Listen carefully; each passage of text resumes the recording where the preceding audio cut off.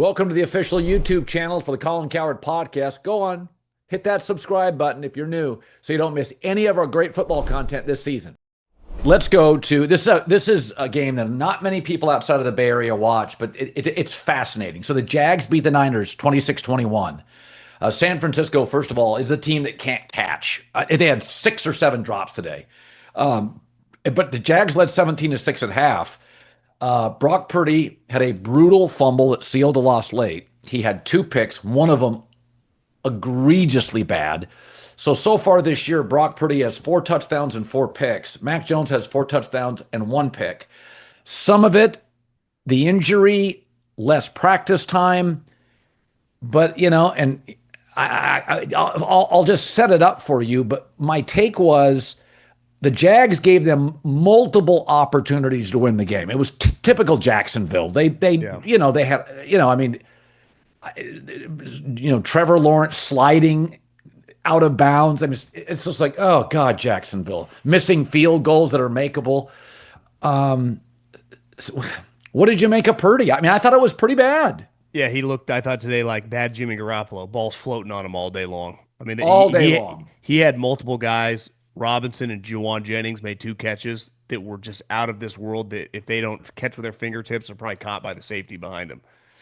And I think this gets back to this. The Niners had a moment today where Ricky Pearsall was in the tent and Juwan Jennings had to wait to get into the tent. And that has happened to the 49ers more than any team in the league. They've had a player in the tent and they've had a waiting line. It's like when you and I go to the doctor's office. That is not normal. Their tent, they should sponsor their tent and get quadruple any other team if there's a sponsor on top of the tent because of the use it gets.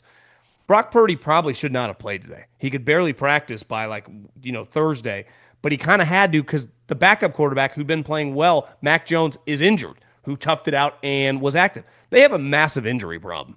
I mean, their players are just all For hurt. 4 years. Pearsall could not finish this game. They just lose Bosa. Kittle's nowhere to be found. They're terrible on special teams. A guy takes a punt to the house. Parker Washington. He was flying. The punter gave his best effort, but listen, they've been bad on special teams for 6 years. So the turnovers, the 49ers, they've been gutting these wins out today. They deserve to lose. I mean, they were really atrocious. There's a big picture problem with this team too. Kyle Shanahan wants to run the football, and right now they cannot run the football. And there's nowhere for McCaffrey to run. He doesn't have explosive runs. At one point in time today, I looked, they had like 60. McCaffrey had 17 carries for 49 yards. They ran the ball 24 times for 83 yards, and they had like 2 explosive runs. So McCaffrey's long was 11 yards. A couple years ago, remember when they go to the Super Bowl that year throughout the season, how often would McCaffrey's have 15, 20, 30-yard runs? He was there, he was a huge element to their offense as an explosive player. And then it opens up the play-action game. I remember Jay Gruden told me, he's like, listen, there's no one better than scheming up. I mean, part of the reason they're not – McCaffrey's looking a little old and their offensive line's not great. It's not because of the scheme. Like, Kyle knows how to scheme but his drop-back passing game is not viewed like Andy Reid's or Sean McVay's, right? That's not Kyle's deal. But when he cannot run the ball, they can't just drop – like the Purdy play that ended the game, the fumble – he's gotten multiple offensive line getting smoked. He can't drop back and pass because they can't protect. So beside Trent, who's also looking a little old, that I know they're 3-1, but they played the Rams in 3.5 days. And now the Rams getting this win today. That's a huge game. The 49ers, who knows who's going to be available in that thing. All of a sudden, you went from 3-0 to 3-2 pretty quick. And I thought, you go 3-0, you just have to limp shitty schedule 7-7, and you're 10-7, right? You can lose to anybody. I don't think the Jags are that good. I don't think the Jags are that good at all. They got some good individual players, but do I think they're do I feel confident saying that's a 10-win team? Hell no. I mean, if you look at the Rams defense and Seattle's defense, just the athletes that are playing, John, and then you look at the Niners. I mean, Seattle and the Rams are just faster defensively. They just have more elite players. And then all of a sudden, JSN, Jackson Smith-Njigba, is a number 1 for Seattle. Walker's a number 1 running back. Arroyo looks really good at tight end. Darnold's a great athlete. I picked the Rams to win the division and the Seahawks to be a wild card team. Just turn the sound down and watch the Seahawks and the Rams athletes. It looks like GMs that hitting a lot of picks. San Francisco, when I picked them third, people said I was crazy, but I said they're old, expensive, and brittle. And I said, you're just got to bake in. Trent's going to miss 3 games, McCaffrey 2, and Kittle 4. Like, you just have to bake it in. So, I actually think the Niners defense has been pretty good this year. I mean, they gave up. How much is solid, though? Well, that's what I'm saying. Like, but they have some young, explosive players. Like, they got a touchdown. Dude fumbles. ETN scores the next play. They have a punt. It's not their defense has given up all. Like, part of the offense is basically giving them great field position, and the defense is kind of getting gassed. But big picture, Bosa did not play well, I thought, last year. This year, he looked like a man on a mission. So losing him, it's not just you just say we lose so and so. Well, how is that guy that's so and so just because he's a big name?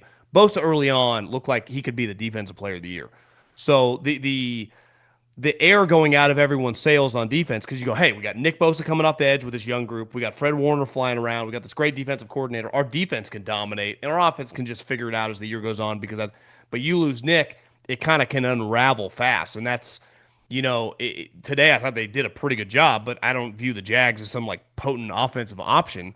But to me, if Purdy, and he just had thrown a lot of turnovers the last 10 games. How about the one in the middle of the season?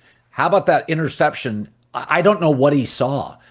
Geno had an interception today. I don't know what he saw. Purdy's was worse. Sometimes Purdy can't see because he's not that tall. So I think that's a lot of it.